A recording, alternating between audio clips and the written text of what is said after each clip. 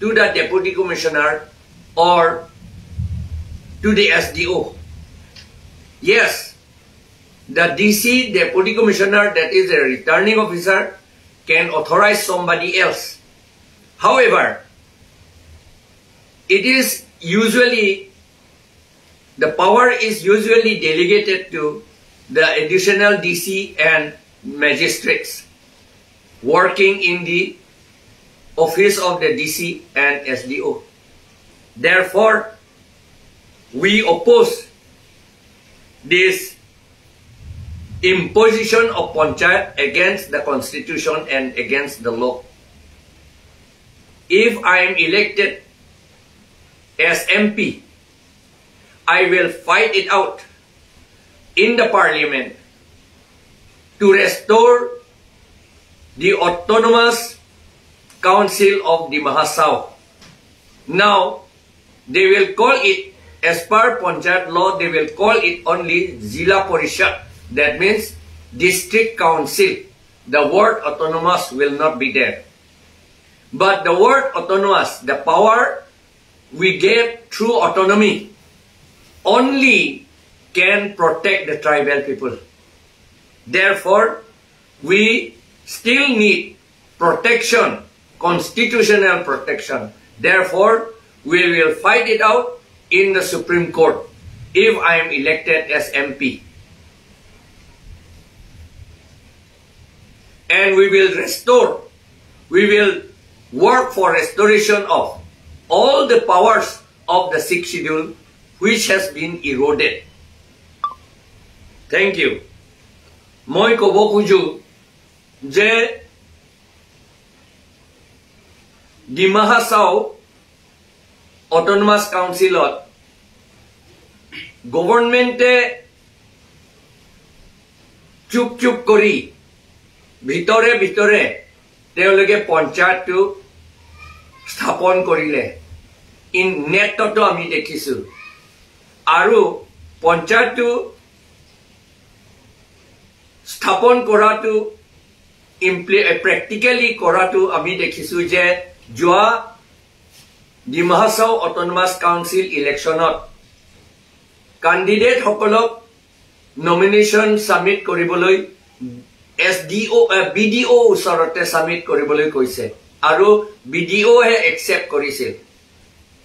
হেইটো প্ৰপাৰ নহয় অৱশ্যে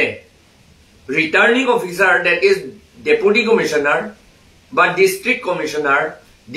commissioner অথৰাইজ কৰিব পাৰে কিন্তু জেনাৰেলি সাধাৰণতে additional DC SDO আৰু executive magistrate সকলকে authorize কৰে nomination papers to submit accept কৰিবলৈ আৰু এইটো কৰে DC অফিসত নহলে SDO অফিসত হে কৰে কিন্তু এইবাৰ যোৱাবাৰ তেওঁলোকে BDO অফিসতে nomination paper submit কৰিছে এইটো ইলিগেল কথা এইটো ল মতে এইটো ঠিক হোৱা নাই unconstitutional সেই কাৰণে আৰু not only that এইটো অকল এইটো কথা নহয় Constitutional Article 243M আৰু Assam Panchayati Raj Act Section 1 মতে পঞ্চায়তটো 6th schedule area স্থাপন কৰিব নোৱাৰে এটো নিয়ম নহয় এটো unconstitutional সেই কাৰণে মই যদি MP elected হয় in MP electionত যদি মোক জিকিবলৈ দিয়ে তেতিয়াহলে মই পাৰ্লিয়ামেন্টত জুজিম এই পঞ্চায়ত আকো উঠাই লৈ যাবলৈ আমাৰ ট্ৰাইবেল সকলৰ প্ৰটেকশন টু 6th schedule হে প্ৰটেকশন কৰে সেই কাৰণে 6th schedule পাৱাৰ যিমান আতৰাই দিলে হেইবিলাক গুটেইখিনি আকো উদ্ধাৰ কৰিবলৈ মই চেষ্টা কৰিম আৰু লাগিলে মই হাই কোৰ্ট বা সুপ্ৰিম কোৰ্টত কেছ ফাইল কৰিম মই যদি জিকু এমপি এইটোহে কথা আৰু এটা কথা আছে যোৱা মাৰ্চ 12 তাৰিখত এই কেইদিনমান আগতে আসাম গভৰ্ণমেণ্টে Assam Urban Administrative Officers সকলক এপইণ্ট কৰি এক্সিকিউটিভ অফিচাৰ হিচাপে এপইণ্ট কৰি সিদ্ধা মিউনিচিপাল বোৰ্ড আৰু টাউন কমিটি লৈ পঠিয়াইছে Dima Hasao town committee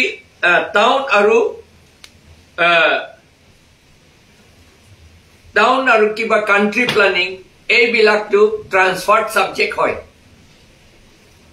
MOU 1995 মতে ট্ৰান্সফাৰ্ড সাবজেক্ট হয় আৰু এইটোটো আমাৰ ডিস্ট্ৰিক্ট কাউন্সিলৰ কাম এইটো অটোনমাস ডিস্ট্ৰিক্ট কাউন্সিলৰ কাম Assam Urban Administrative Service to Baru Assam Public Service Commission select korise examination conduct korisil aru select korisel thik ase gazetted officer heibo kintu appointment to the service to have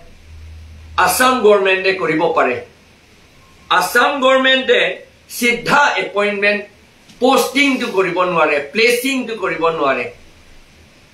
Assam government de appoint kori pelai jiman officer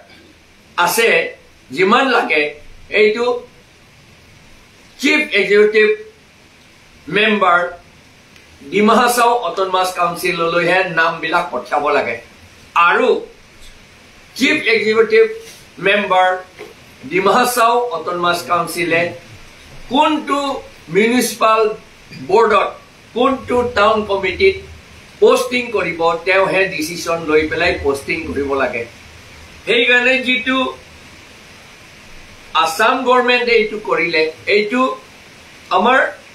Dima Hasao Autonomous Council or power to karhinise 6 schedule of power to karhinise nosto korise hei karone ami eitu oppose koru enekwa tu kora usit nohoy karon 6 schedule to he আমি আকৌ কৈছো যে 6 schedule হে আমাৰ tribal সকলক ৰক্ষা কৰে যদি 6 শিডিউল যদি ভাঙি দিয়ে তেতিয়াহলে আমাৰ ট্ৰাইবেল মানুহৰ থাকিব নোৱাৰি ট্ৰাইবেল মানুহে থাকিব নোৱাৰিব বহুত দুখীয়া হ'ব তেওঁলোকৰ অস্তিত্ব নাথাকিব ধন্যবাদ